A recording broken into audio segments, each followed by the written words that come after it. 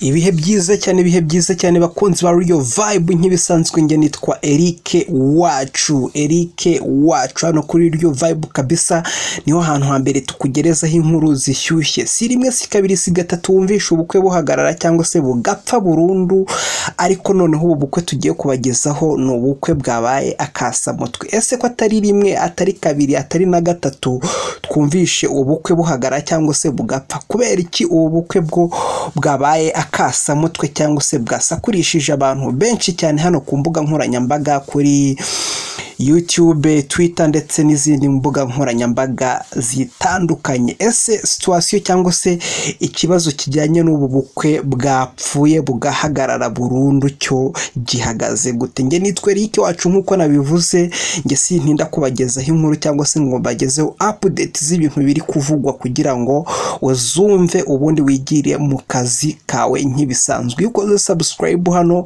ubu dushyigikiye kandi ibiganiro byacu bikugeraho atari uko ugiye muri search ngo ugiye gusacinga ngo amakuru ngo agezweho, ahubwo uko tugisohora inkuru ihita ikugeraho kubera ko uba wararangije kwiyunga mu muryango wabo bita Real Vibe members. Ese nawe urashaka kuba Real Vibe member? Kora subscribe. Tudatinze rero kuri iyi nkuru yacu kuko twe hano ntabwo dutinda, tugira vuba tukagira vuba kugira ngo tukomeze akandi kazi cyangwa se turebe izindi nkuru ku zindi mbuga nkoranyambaga zitandukanye. Ese iby'ubu bukwe bwahagaze byifashe bite cyangwa se bimeze bite?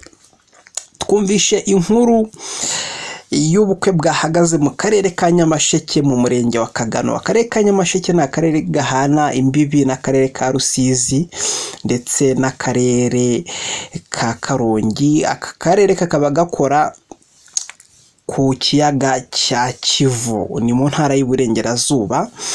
Hari ubukwe bwahagaze cyangwa se bugaca ibintu ku mbuga nkoranyambaga, dore uko inkuru ivuga. Ubukwe bwapfuye muri Nyamasheke mu murenge wa Kagano, akagari ka Ninzi mu mudugudu wa Gikuyu. Ninzi rero ku bantu batahazi niyo santere cyangwa se niwo mujyi mukuru w'akarere ka Nyamasheke. Ku batari babizi, hari abantu benshi bagiye bibaza se Nyamasheke igira umujyi cyangwa se igira santere cyangwa se igira umujyi mukuru w'akarere. Yego, Nyamasheke igira umujyi w'akarere ukaba uri mu kagari ka Ninzi, aho ni mu kagari mu murenge wa Kagano. Ni santere nziza cyane, twibukiranye ko ariho bakunze no kwakirira umukuru w'igihugu igihe yasuye aka karere ka Nyamasheke. Iby'ubu bukwe rero uko bihagaze, ubukwe bwari kuzaba ku itariki 5 z'ukwezi kwa 10 umwaka wa 2024. Ni ukuvuga ngo ubukwe bwagoraga nk'icyumweru cyangwa se hafi ibyumweru bibiri. Uti se ushobora kwibaza uti se ni kubera iki ubu bukwe bwari kuba mu byumweru bibiri cyangwa se mu cyumweru kimwe bwahagaze? Ese byifashe bite? Ubu ni ubukwe bw'umusore, ngo uyu musore rwose wo muri Nyamasheke muri uyu murenge wa Kagano, ngo uyu musore ngo yaje kurihirira umwana w'umukobwa amashuri yisumbuye. Umukobwa arangije ariga, amaze kwiga arangiza segonderi. Mu kurangiza segonderi rero uyu musore na wa mukobwa baje kwiyandikisha, biyandikisha mu nzego z'umutekano, kuba abadaso. Yego, byaje kubahira bombi. Bigenda gute? Byaje kubahira bombi, barabakira baba badaso ahangaha mu karere ka Nyamasheke. Nyuma y'ibyo rero byo kuba babonye akazi no kuba bavuye mu bushomeri, babonye akazi, baje gupanga bati se ko n'ubundi umubano wacu umaze igihe kirekire, nta kuntu twapanga tukabana? Umukobwa ati yego twabana rwose ntacyo bitwaye. Nuko bapanze iby'ubukwe bashyiraho n'itariki ubukwe bugomba kuberaho, dore ko bwari kuba kuri 5 z'uku kwa 10 tugiye kwinjiramo 2024. ubukwe urategurwa, ibibanziriza ubukwe byose byarabaye, ariko akasamutwe cyangwa se aho iyi nkuru yabereye akasamutwe ni uko wa musore yaje gufata fiyanse we aryamanye n'undi mudaso. Naho cyangwa se izingiro ry'inkuru ryacu ni uko ryari rimeze.